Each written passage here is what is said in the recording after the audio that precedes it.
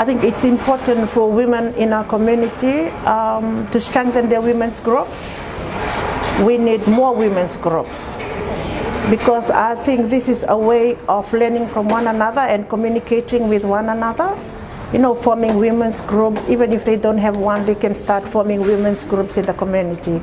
This is the way we pass information, and this is the way we communicate with one another, because information is very, very important. It will determine whatever we do and gives you the information of where you can go or how you can get there in times of disasters. Yes. Empower my community to get lots of awareness.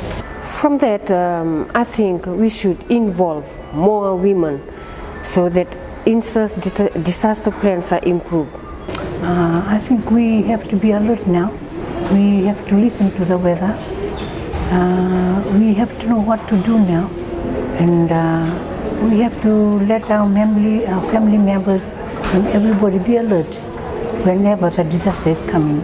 We should be alert at all times, and ensuring that community members do not lack information on disasters and humanitarian issues, and also to have preparedness plans in place, and this is to be implemented by the community leaders to all community members.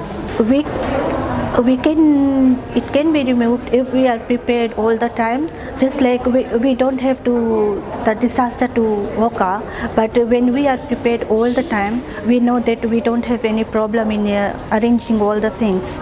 So we have to be prepared. I think for me, we have to be prepared all the time.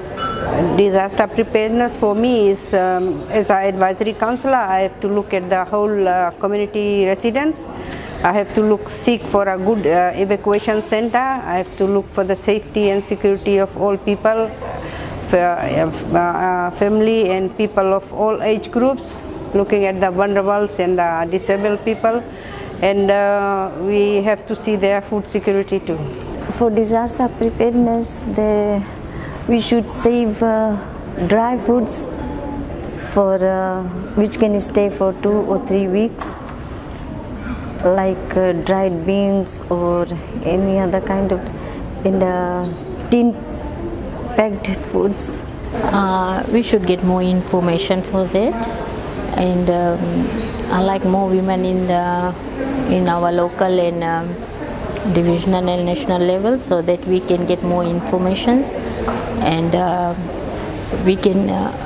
we should have more brochures and more TV shows and radio shows about the natural disaster. As representing people with disability, disaster preparedness is, first of all, we have to know people with disability. And these are the vulnerable groups that have been neglected all the time, and people tend to forget about them, or they don't know where they are. So the first thing is that if data collection and community survey can be done, and secondly, if awareness can be done, not only to the people with disability, but to the stakeholders too, so that they can understand and how to treat people with disability. And thirdly is the evacuation center, if it can be friendly, if it can be disability friendly.